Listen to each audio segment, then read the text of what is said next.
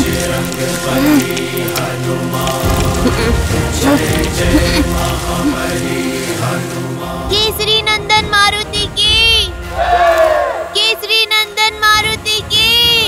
जय महावीर हनुमान, जय जय पवन पुत्र हनुमान।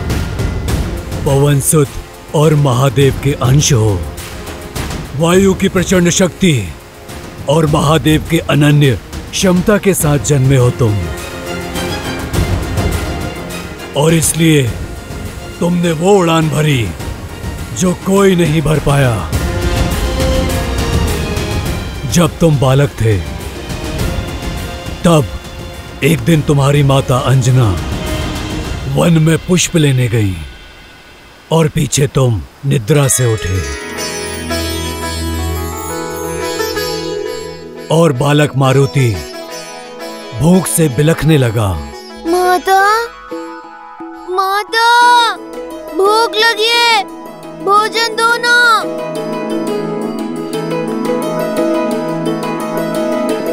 माता, माता, माता।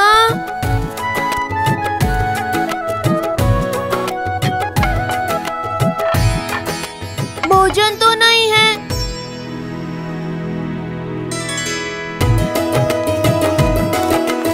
देखो मारुति आ गया, आ गया।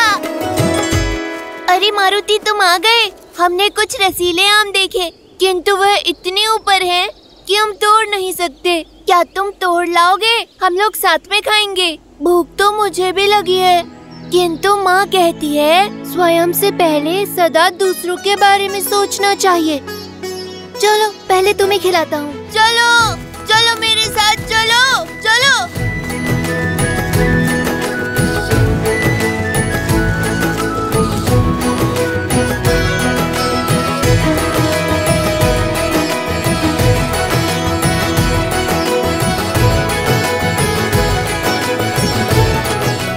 और ऊपर जाओ मारुति, और बड़े आम तोड़ो।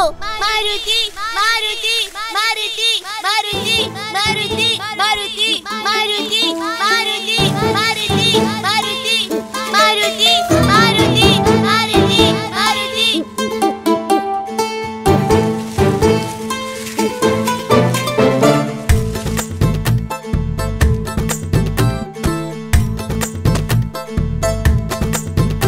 इतना पर्याप्त है? नहीं, ये हरे हैं, कच्चे। और ऊपर जाओ, लाल चमकीले आम तोड़ो। फल जितना बड़ा, जितना लाल, जितना चमकीला, उतना ही स्वादिष्ट और रसीला होता है।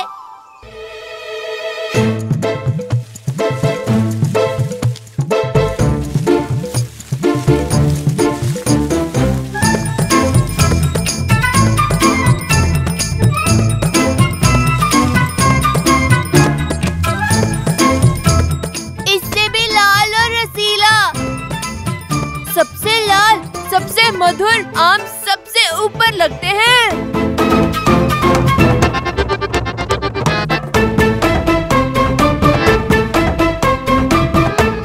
जितना बड़ा, जितना लाल, जितना चमकीला, उतना ही रसीला।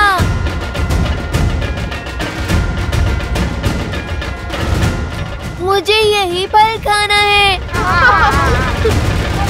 बुद्धू, वो आम नहीं, सूर्यदेव है, सूर्यदेव।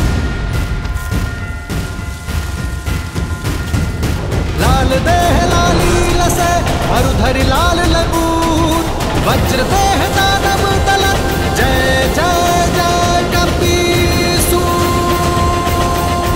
देवी अंजना को बताना होगा, हनुमान संकट में है।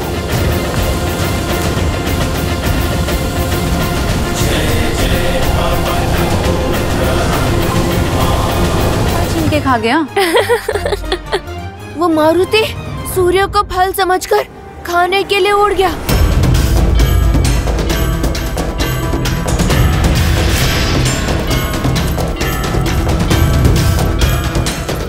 मारुति, पुत्र लौट आओ। मारुति,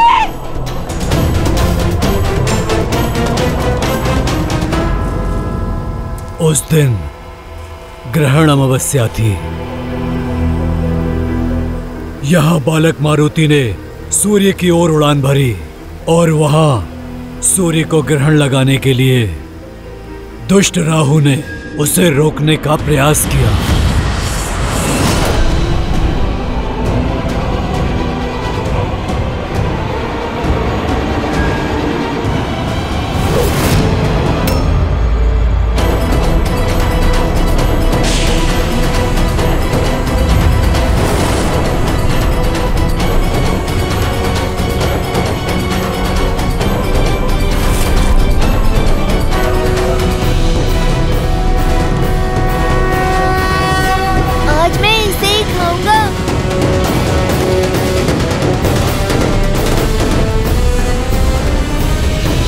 बालक, कहाँ जा रहे हो? उस फल को खाने। नहीं, सूर्य को खाने का अधिकार केवल मेरा है। माता तो कहती हैं, प्रकृति में सबका समान अधिकार है। ये जो भी है मारुति के वेग को स्पर्श तक नहीं कर सकता। ये रसीला फल मैं ही खाऊंगा।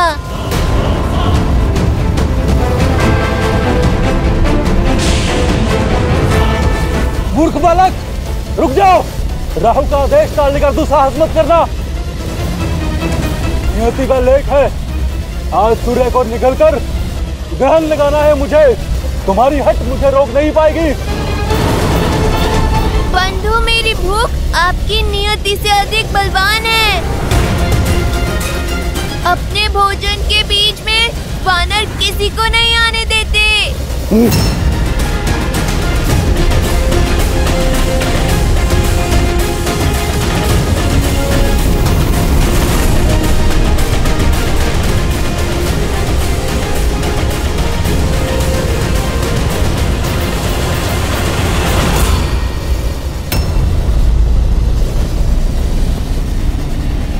अच्छा, मेरी टांग खींचोगे?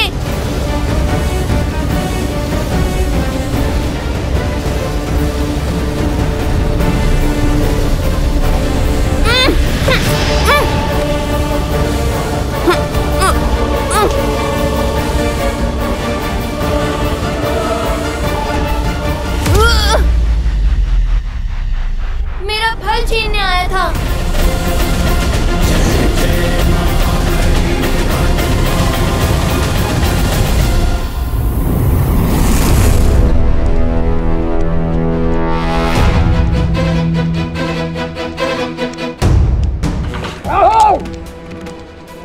इतना दुस्साहस कि मेरी अनुमति के बिना मेरी सभा में प्रवेश कर उसे भंग करने की उद्दंडता की तुमने। इंद्रदेव, आज एक असुर नहीं, एक ग्रह देवराज से रक्षा की विनती करने आया है।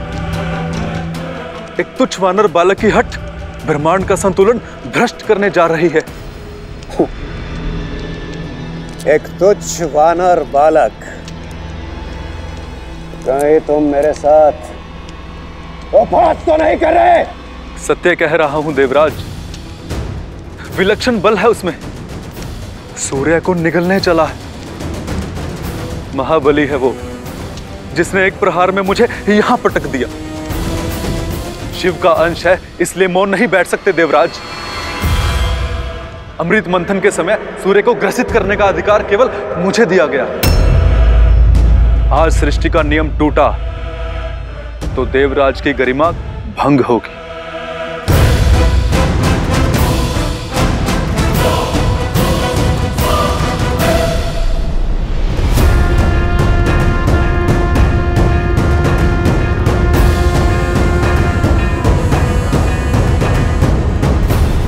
रुक जाओ बालक,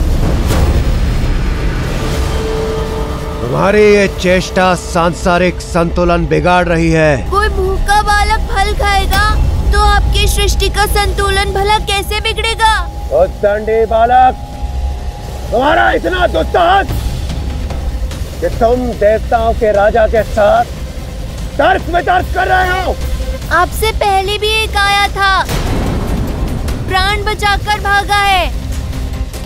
आप जाइए, मुझे अपना भोजन करने दीजिए।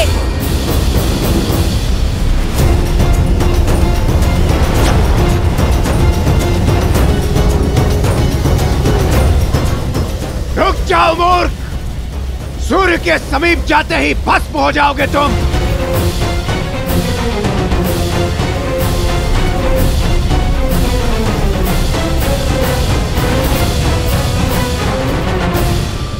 बहुत सी बाधाएं लांघकर मैं यहाँ तक पहुँचा हूँ। अब मैं पीछे नहीं हटूंगा। पर इतना बड़ा फल खाऊं कैसे?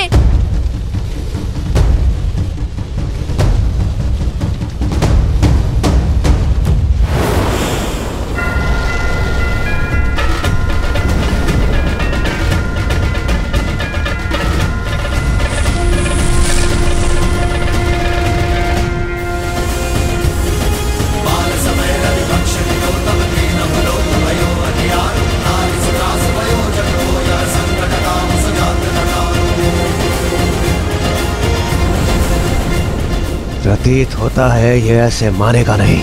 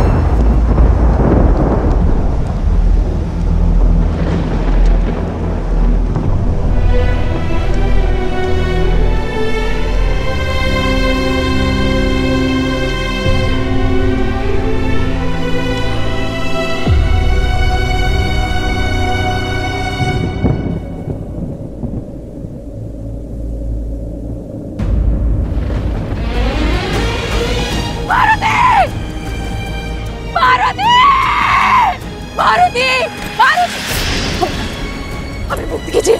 मेरा पुत्र, मेरा पुत्र, पुत्र, पार्वती, पार्वती, पुत्र, पार्वती।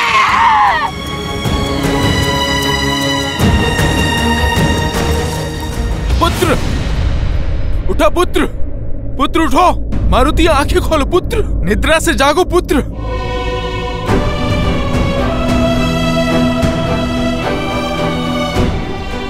मारुति आंखें खोलो।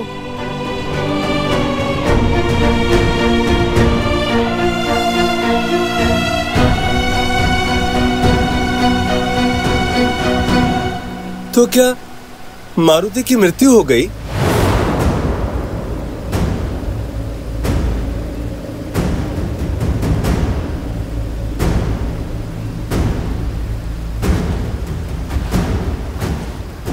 हाँ, क्योंकि वज्र को तो पवन देव भी नहीं सह सकते, तो पवन पुत्र कैसे सहता? मारुति वज्र का प्रहार नहीं सह पाया और वायुदेव इस सत्य को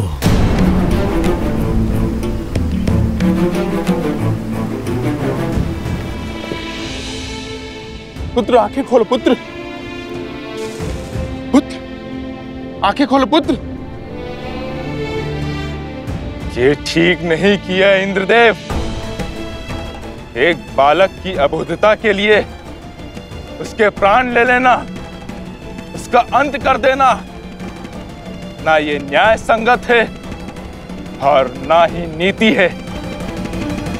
इस संसार में एक अबोध बालक की बाल हट का दंड मृत्यु है।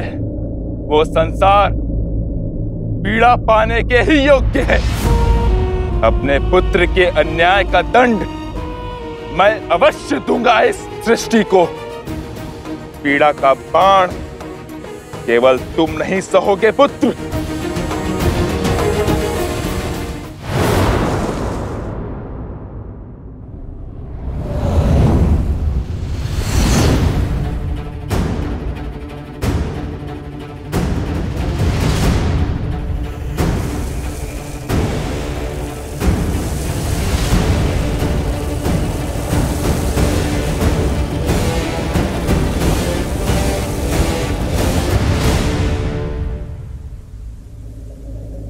मारुति, मारुति, मारुति, मेरा पुत्र कहाँ है? मेरा पुत्र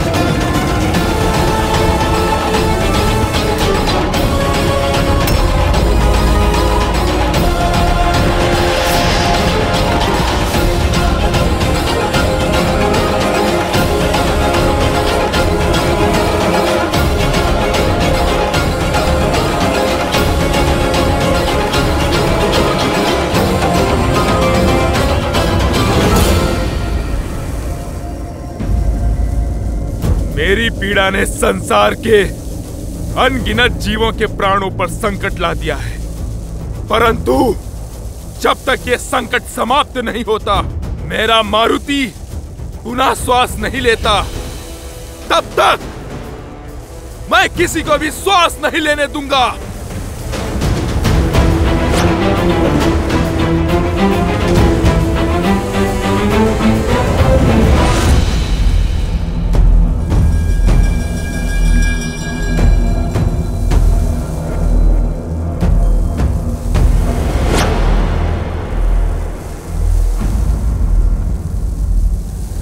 इंद्रदेव, अब आप यहां क्यों आए हैं?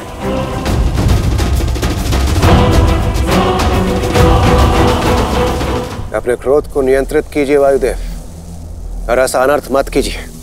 यदि आपने अपनी वायु का संचार न किया तो इस समस्त सृष्टि का सर्वनाश हो जाएगा, और आप इस प्रकार जीवों से उनका जीवन नहीं छीन सकते। क्यों? यदि आप मेरे पुत्र का जीवन छीन सकते हैं, तो मैं भी सृष्टि से वायु रूपी जीवन छीन सकता हूं।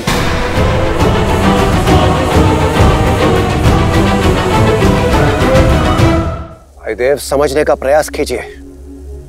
उस समय मेरे सम्मुख मारुति को रोकने के अतिरिक्त कोई और विकल्प शेष नहीं था। विकल्प तो मेरे पास भी नहीं है।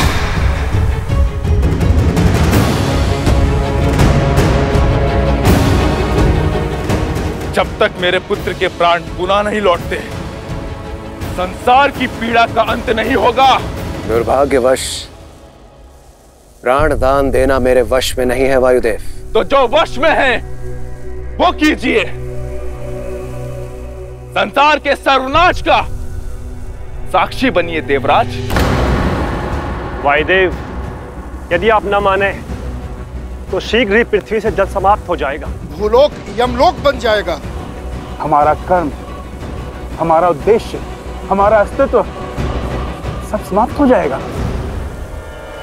अपनी क्रोधाग्नि में इस संसार को जलाकर ध्वस्त मत कीजिए वायुदेव। एक बार उन निर्दोष जीवों की पीड़ा को, उनकी पुकार को सुनने का प्रयास कीजिए। क्या उन जीवों ने सुनी थी मेरे पुत्र की करुण पुकार?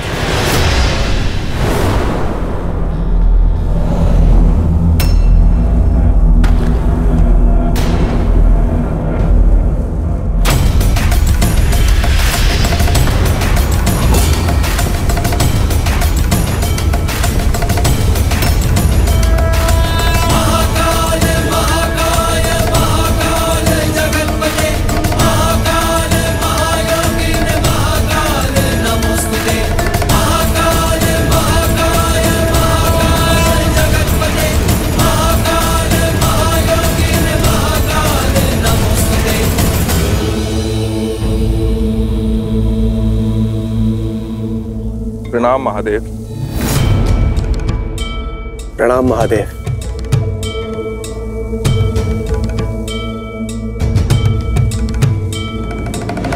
महादेव, अब आप ही वायुदेव को समझाइए। पुत्र शोक से पीड़ित एक पिता को कोई क्या समझा सकता है इंद्रदेव? और वैसे भी वायुदेव को उनका कर्तव्य स्मरण कराने से पूर्व क्या आपने स्वयं अपने धर्म को समझा? देवराज इंद्र का कर्तव्य निभाते निभाते आप स्वयं बड़े होने का धर्म भूल बैठे हैं। और क्या होता है बड़े होने का धर्म? अपने से छोटों की रक्षा करना। परंतु आपने नन्हे मारुति पर प्रहार कर अधर्म किया है देवराजेंद्र।